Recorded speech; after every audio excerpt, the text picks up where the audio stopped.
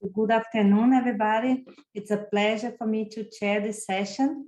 We are going to be talking about younger people and the life course. The structure of this meeting will be like that. So we'll first have a keynote, and this will be followed by feedback by two incredible discussants that are with us today. And afterwards, panelists will join the discussions. So during this time, if you have questions from the audience, please post the questions at the Q&A, and we will also read the questions and discuss them.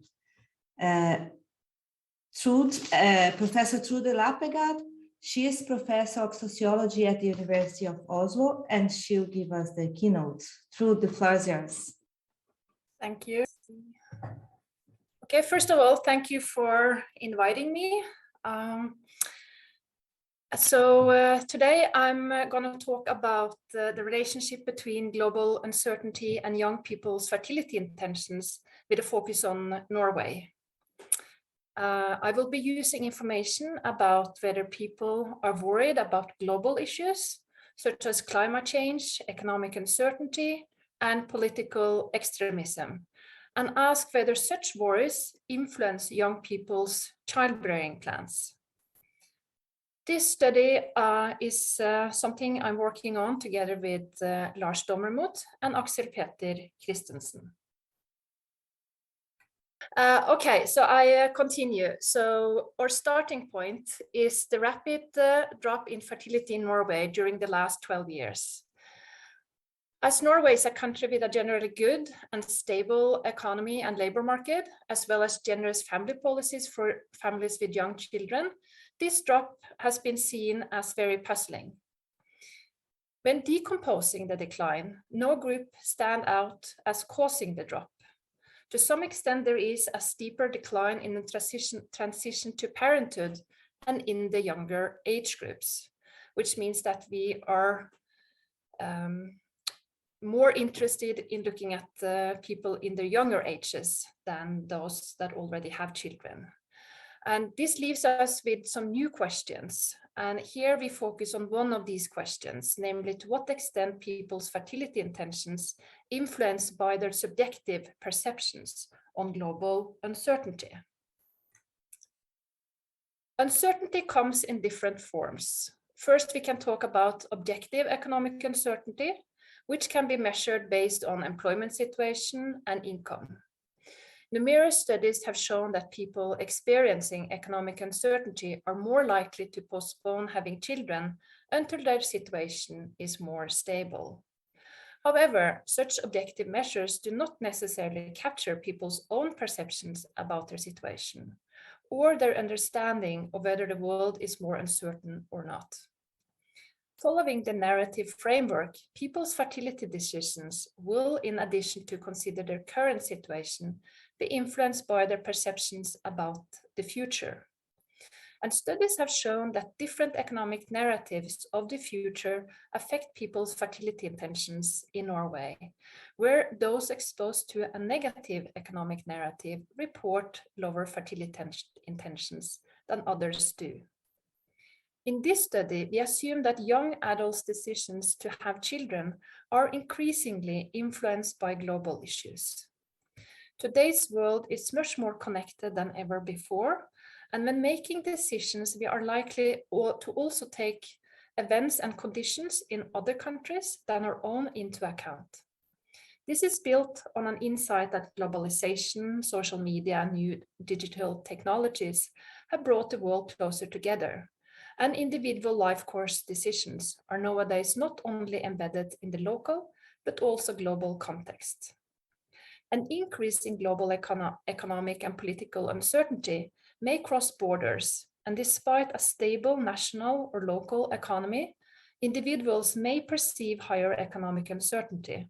In turn, this can affect fertility decisions.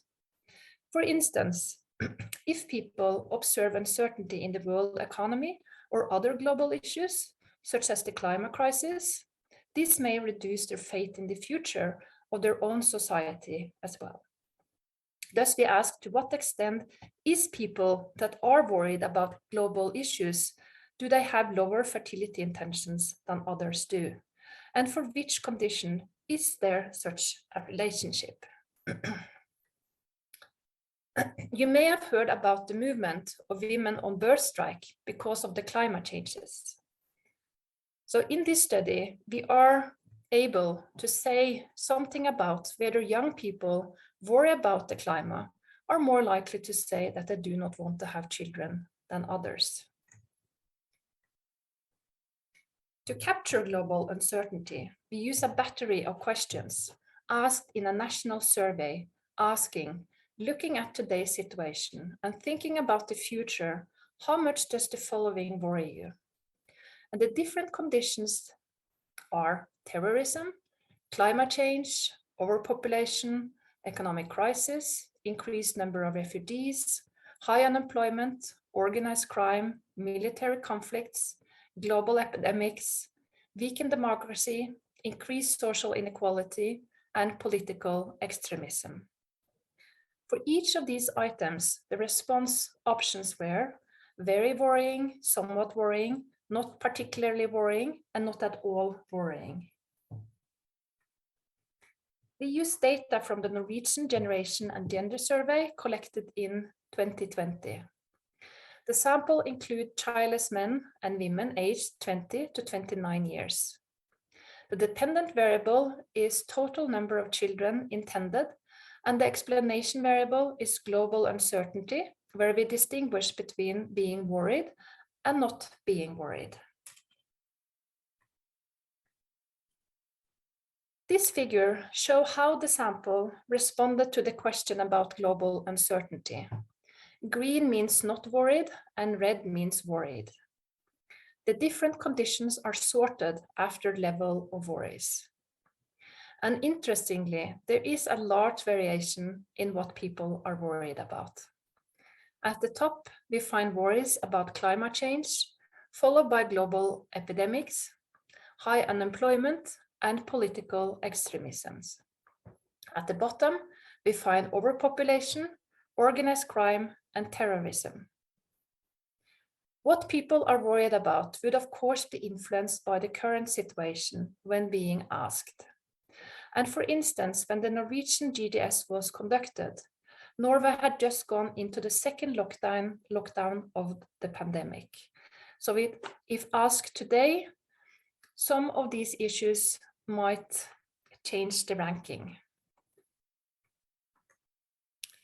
Before we look at the result for the relationship between worries about global issues and fertility intentions, I want to show the distribution of people's fertility intentions.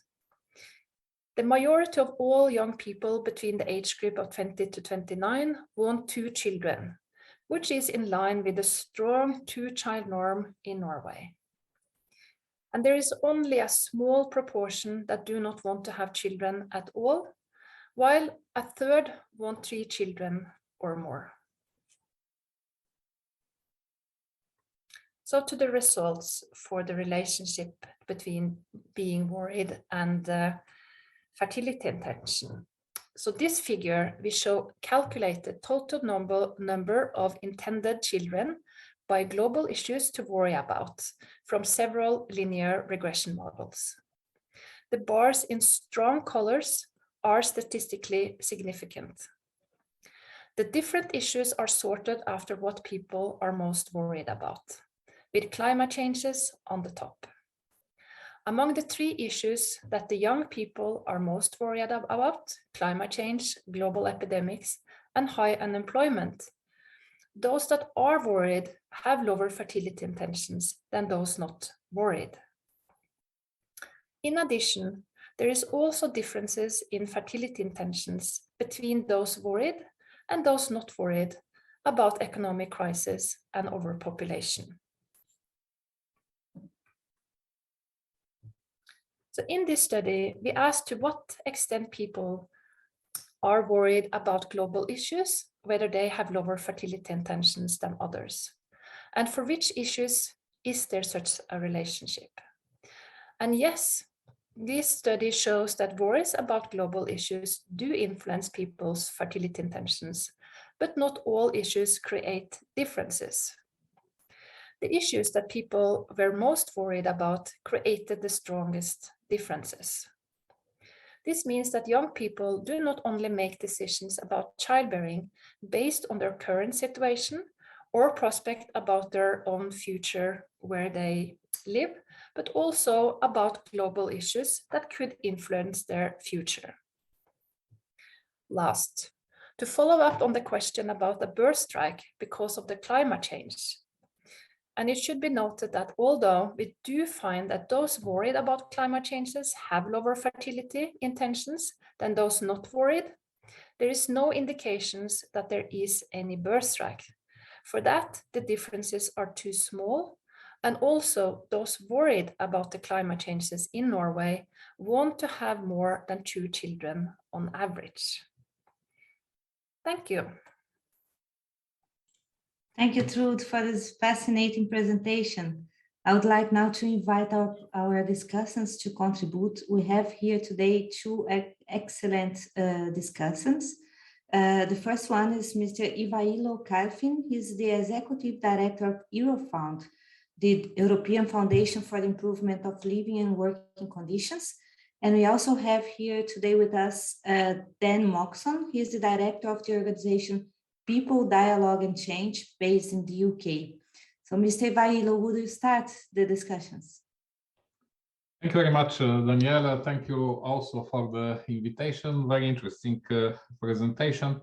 I'm the director of the oldest European agency, and what we are doing is making all the time research about the working conditions, living conditions, and the balance between professional and personal life. And we have quite a lot of findings in this area, especially related to the attitudes of young people. It was very interesting to hear what Trude said about the influence of the global factors and the global concerns. However, we have to first see the global factors through the access to information, because there is an enormous amount of information, enormous amount of data, and it's very important how young people would process this data. Because here we have a number of issues and disinformation, etc., creating catastrophic pictures for the development, etc. So, being wars or climate changes, this also influences because of the effect of the social media and the access to information, which not always is very objective. But what we definitely find in our research is indeed young people are very much concerned with their own perspective, looking at the world developments, and of course in the global processes, but also in what happens with their daily life. And we have carried several research, actually an ongoing research during the lockdowns and during the pandemic. And I can give you some figures that show that young people especially are the most vulnerable, and this is very much affecting their perspective for the future and their decision making, including about having children and when exactly to have children. First, when lockdown started, young people were the most affected. 36% of the young people were on temporary jobs. 22% were on part-time jobs. You can imagine that with the lockdowns, these were the first ones to be shut out and lost their jobs. We have 39% of the young people that have no savings. We have 43% of the young people that have difficulties make the 2 ends meet. And we have an enormous number of young people that live with their parents because they cannot afford proper housing.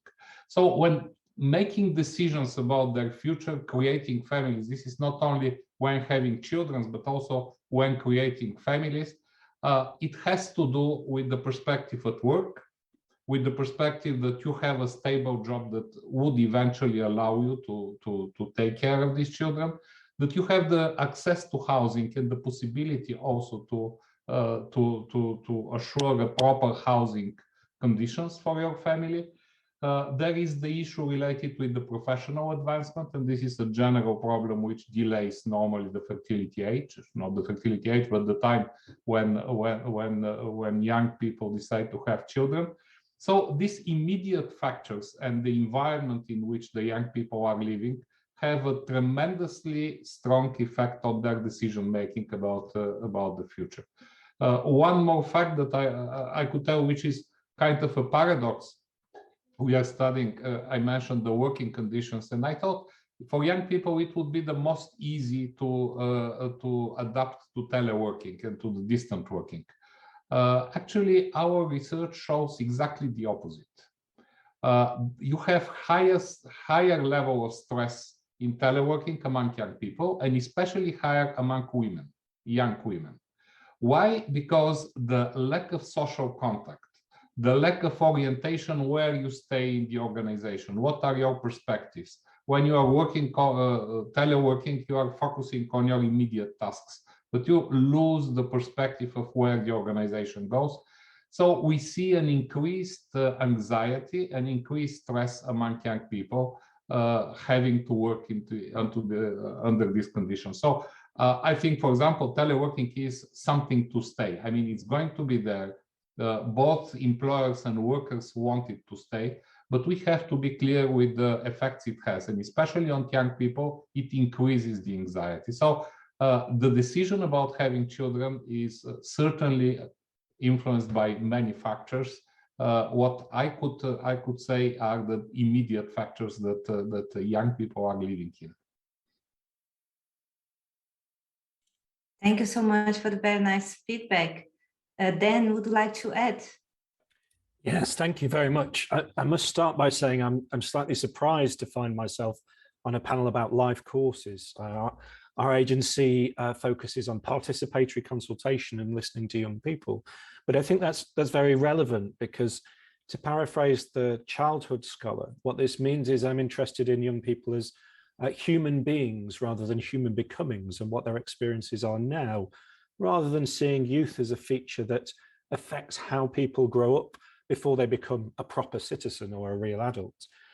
And I think if you look at life course research, and it certainly has a huge value, I'm a big fan of Eurofound's work particularly, when you start to see these dimensions of elongated transitions, yo-yo transitions, all the sorts of uncertainties we've heard about through the entire day and from the last two speakers, we can start to understand not necessarily just that youth is becoming an extended period, but actually this uncertainty, this destabilization might be a dominant characteristic of people's lives. And I think we have kind of both a moral and a scientific duty to consider not just what effect that has on people when they're through that period of uncertainty, assuming that they ever will be. Maybe our societies evolve in a way that they don't, but also on the effect that it has on them now, and not to see that as a sort of failure to transition properly, but instead to see it as a result of the interplay between the macroeconomic circumstances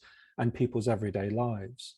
So if I look more traditionally about the sort of factors I'm really concerned about and that young people, through the consultations we run and the participatory research we run, particularly through things like the European Youth Dialogue, where we work on some of the processes there, this theme of instability, uncertainty linked to mental health and well-being is bubbling under the surface of absolutely everything, whether you're exploring people's attitudes towards work, attitudes towards education, thinking about democracy and failings in trust. This is very much a personal realization of some of those things and the impact upon people. And I think there's been a few pieces of work now coming out of the pandemic and coming out of studies looking at the impact of COVID, where we're starting to see that the periods of mental health and well-being and low mental health and well-being that young people were going through before the pandemic, but also during it,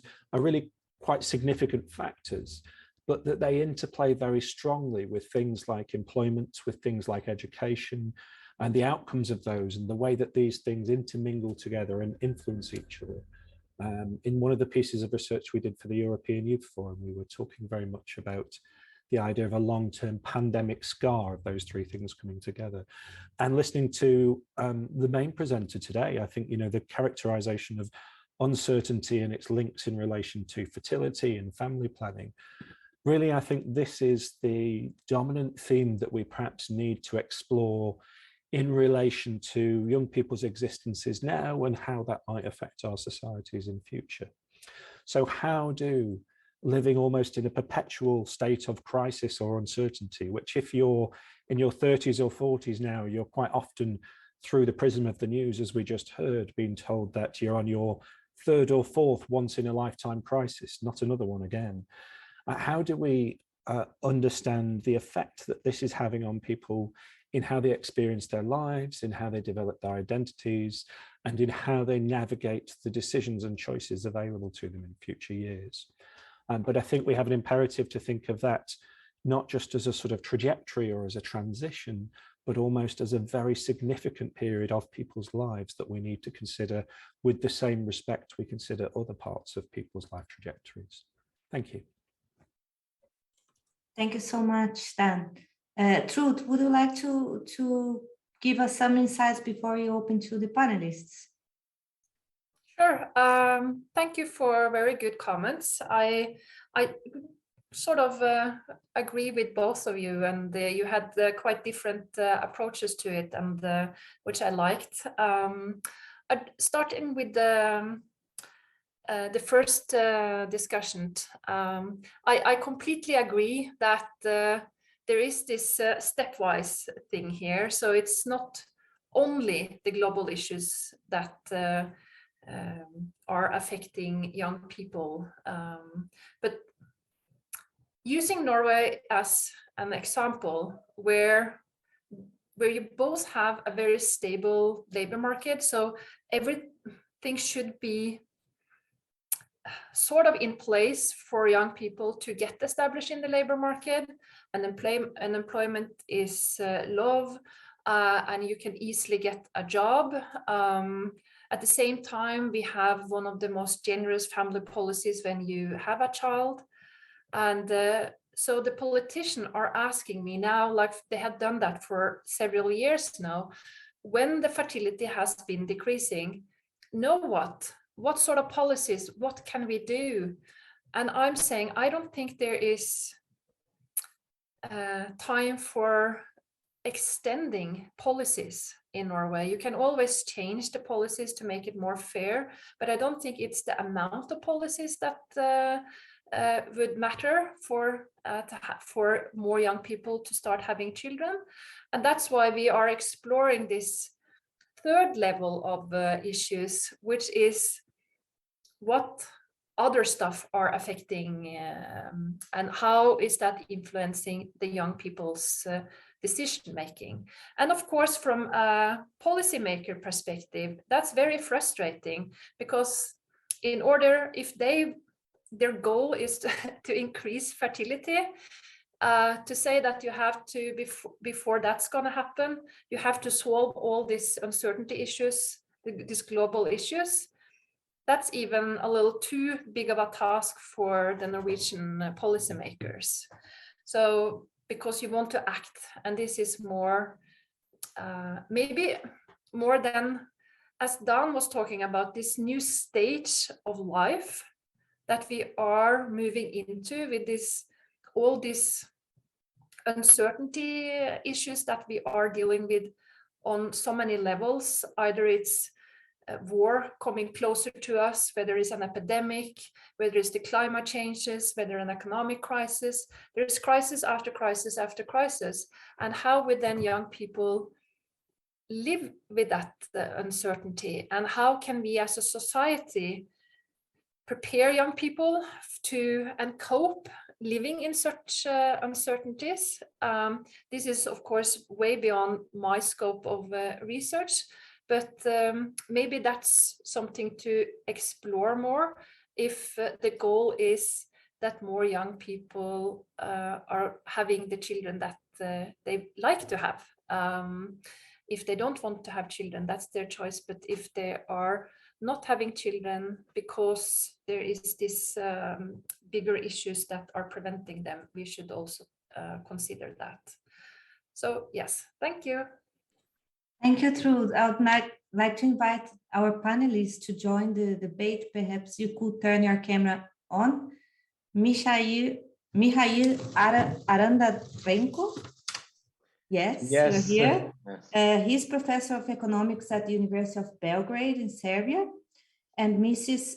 Ingrida Jotkaite. You could also turn your, wonderful. She's president of Eurodesk and is based in Paris. Welcome to the discussion.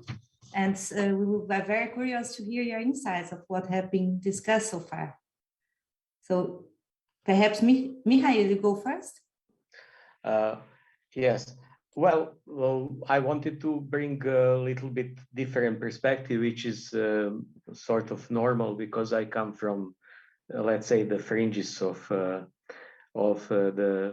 richer Europe, and coming from Serbia, and somehow being interested in the Western Balkan countries in the first place and Southeastern Europe. So I wanted to bring that perspective. And this is, of course, a perspective that on the one hand is even less, let's say, shiny than in Western Europe. But on the other hand, it, to my mind, offers more possibilities for outright intervention that could somehow improve things. I perhaps start just with one paradox, and that is that there are three countries in the Western Balkans: Serbia, Bosnia and Herzegovina, and Montenegro, which are the only three countries to actually have the share of spending, of government spending in GDP over 40%. So this is, I mean, the only three middle income countries in the world. So there is a lot of actually space to spend on youth, among other things, and to spend wisely and to perhaps improve demographic position and the well-being of youth. Again, as elsewhere in Eastern Europe, but especially in this region, the rates of youth and child poverty are much higher than for general population or for older population. The expenditures on social protection are basically over 20%, so slightly below the, let's say, the average for the EU, but this is quite a decent share. However, a lot of that goes to, of course, older population. Again, we have pronounced demographic aging, and the youth are few and far between if compared these cohorts, young cohorts, with older ones. For example, in Serbia, you have 110,000 people leaving the labor force, being in the labor force age, being 64 and over, and at the same time, those entering the labor force are basically a half of that size. So the issue is, of course, how to make young people more happier in a way, you know, and which would then bring more. And I somehow wanted to put forward stuff that is not new, but that I think is surprisingly actually not off the limits for these countries, having in mind that they are the countries that collect a lot of in tax revenues, more than, for example, most Eastern European countries, new EU member state, more than Bulgaria, Romania, Baltic states, and so on. And what would be the reforms that should be, in my mind, introduced? Number one, child allowance for all. Now we have basically the system where child allowance is granted as a means tested benefit, and they are basically out of reach for basically anyone who gets a formal job. So this is something basically which somehow is withdrawn once you are once you become independent. And then again, the labor, the situation with the flexible labor arrangements is such that actually there is no certainty and long-term perspective for many young people. Then reducing social security contributions. These high revenues come in a large proportion from high social security contributions. And we know now that, of course, replacement rates will be much lower when these young people now go to pension 40 or so years in the future. So there are a lot of reasons to reduce and to basically to somehow relax their increase their current income. And then finally, perhaps the most controversial would be the maturity grant. So basically at the age of either 20 or 25, each person should get, young person should get and count on it in lifetime perspective. So knowing this is something that awaits them, should get that grant as a lump sum. And of course, as other proposals suggest, it should be financed through progressive inheritance tax. So these are like just my semi-random thoughts based on what we discussed and what I actually am working on now in the looking at the welfare states and systems of youth support in the region of Western Balkans and Southeast Europe. Thank you. Thank you so much. This is very interesting and very enlightening to hear and to think about the both cases, Norway and Serbia. I would like to invite Ingrid to share your thoughts, Ingrid. Yeah, hello everyone. I work in European Youth Information Network, which provides information for young people and also those who work with youngsters. And I would like to address a little bit different angle, but actually it was already mentioned. We really believe that we should invest our efforts into youth information. Because what we see that quality youth information, or at least skills, when you know where and how to find the information you need, for example, about learning opportunities, about mobility opportunities, it really helps to come up with different decisions that are important for your life.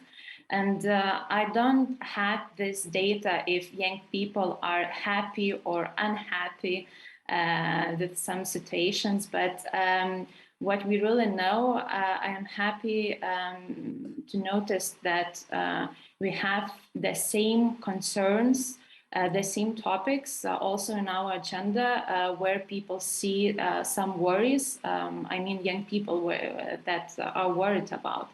And it's climate change, pandemic situation, and also employment questions. And talking about pandemic situation, we just conducted our youth information survey in our network. And what we found out, we tried to focus a little bit more on the consequences of these 2 years on young people, mobility and youth information. And we were a little bit surprised that young people are still really, really positive towards mobility, towards opportunities they have in Europe.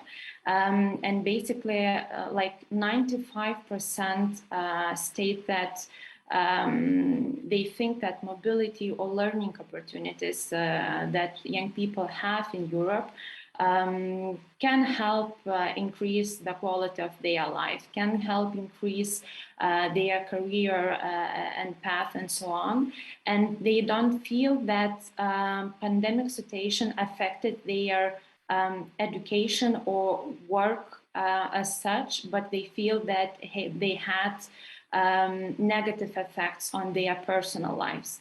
And here I would say that it's important to mention that despite they think that education and job sector are quite okay, let's say like that, but if they feel that something is wrong with their personal life, then we have an issue. But what else is important to mention that, as I said, we feel that the young people are quite positive towards existing policies or existing opportunities they have, but we see that they cannot map themselves those best or good practices, those best examples. And here we see a challenge among those that work with youngsters, how to show young people that you as a person can be that great example you bear in mind. So I would say that young people are still happy, have motivation, see the meaning of different policies, different opportunities they have in Europe. But our tasks for those that work with young people is to show how to become that good example. And our answer for today is to work on peer-to-peer approach, because we see that it is one of the most trusted channels among young people. Their peers, those examples that are really close to them, and those examples can be really different, starting about successful career or successful examples of using learning opportunities, using volunteering opportunities as to get like a new shape of your life. But also I believe that it can be very much connected to family issues. If I see a great example of my peers that are willing to create family, maybe faster or maybe later, maybe it can be one of criteria, indicators that I can be that example too. So to sum up, I really believe that one of measures we can take is invest more in peer-to-peer approach, invest more in young people as such. Thank you, Igor. Very, very relevant and interesting your insight. And I have to tell you that we are approaching the end of the second day of the Berlin Demography Days. And in all sessions we had so far, everybody highlighted the importance of access to information to young people. So this, I think, has been the #1 recommendation so far, and pretty much in line with what you have said and the work you're doing. This is fascinating. I would like to ask you all a question, which is about our main line of discussions, young people in the life course. When you think about what happens after young years in life, research have shown that pretty much it builds up over the life course. So it starts from childhood, it builds up, and then you get the adults you are pretty much based on your previous experience. So I would like to, perhaps Trude, you could start this to say, like, to what extent well-being is the key element here, and what really matters for well-being. I mean, there are multiple factors affecting, but what do you know by research so far? It's like, what really matters for young people to become happy adults? Well, I don't know exactly what to make, what research show, what makes young people happy. I'm not talking about happiness, but success. With a good level of well-being, so to say. But I want to approach it slightly different, if I may, because you said that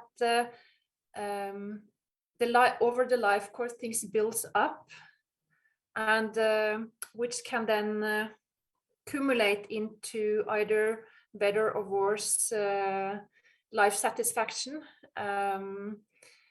But one thing I was thinking about when it comes to young people is that they are so receptive of everything that goes on, and they can take.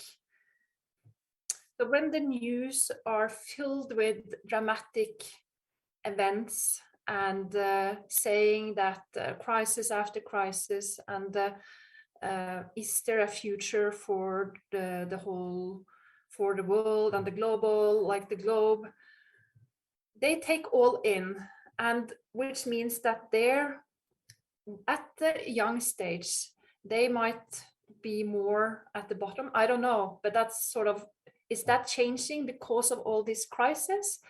I think that's something we should explore more. And to what extent then is this sort of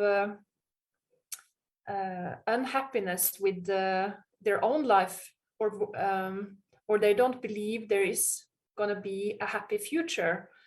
Is that then influences the decision they are making for what's going to happen in the future? For instance, in establishing themselves with a family, because that's long term. It's not something you have right here and now, of course, then, but it's also long term.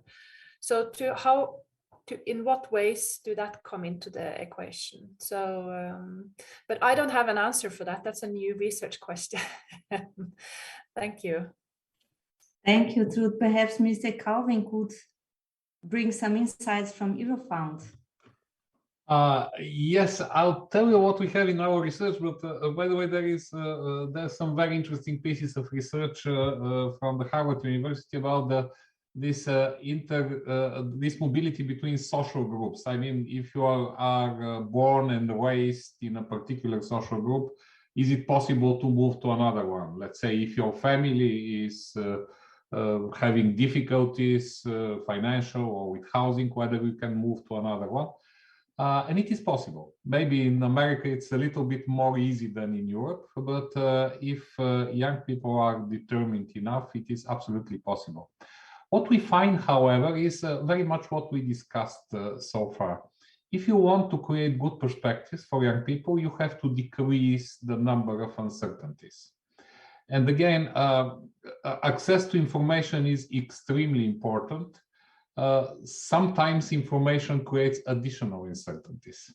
So you need also to not only to create the access to information, but also to give them the ability to filter this information, to process it, and to know what exactly they could accept and what are the opportunities they should take. But again, and speaking about uncertainties, I would again mention housing, perspective in the work, in the profession, perspectives for the longer term stable economy, climate, which is indeed very important. So all these are elements of the certainty of the future. So if by any means they could be decreased, then that would be a very strong help for young people, just to focus on how to move further and not just to fight with everyday crisis appearing around them. Wonderful. Dan, would you like to add? I'm curious because I'm not super informed about your organization, but it would be very interesting to learn from you the role that you believe resilience play in this story. Yeah. And also the role of institutions in that, like schools and after schools. I think so. I mean, I think I have to object morally a little bit to a question that is, how can we make people happy in future? Because actually we need to make people happy now. This is an important part of their lives and their rights-bearing citizens now. Of course, both questions are still exploring. If I look at the work we've done and others around us have done around young people living in more personal crisis, so young people who've perhaps run away from home or care, young people in the social care systems, The things that are important to them are about the presence of caring and stable relationships. They're about stability in terms of living situations, access to food, access to money, access to safety and security. They're about aspirations being met and about being able to realize and set hopes and dreams. And it's about agency and autonomy and having control over your lives. Now, these are things that have been explored from a very individual, a very localized sort of level, but actually in the discussion we're having today, you can see how in at least the last three of those, the macroeconomic circumstances is something that is going to trigger and affect all of those things. So things like your stability, things like your ability to set and realize a career goal and make aspirations, things like your ability to feel you have choice over the direction your life is going in. You could plot some lines of thought between the wider factors and those personal aspirations. But I think the one thing that doesn't, for me, always connect to the wider circumstances, that presence of healthy relationships, networks, and caring with other individuals, which is still a very key factor for people, I think. Thank you so much. Professor Arandanenko, perhaps you could share with us some thoughts about, because in the Balkan areas, you have lots of immigration of young people. And what do we know about it? What are the motivations? Are they coming back? Is it often a permanent move? And this is also a big impact of unsatisfaction among young people, or is just like a temporary phase of the life course for the region? Yes, that's interesting question, and I actually dealt with it recently.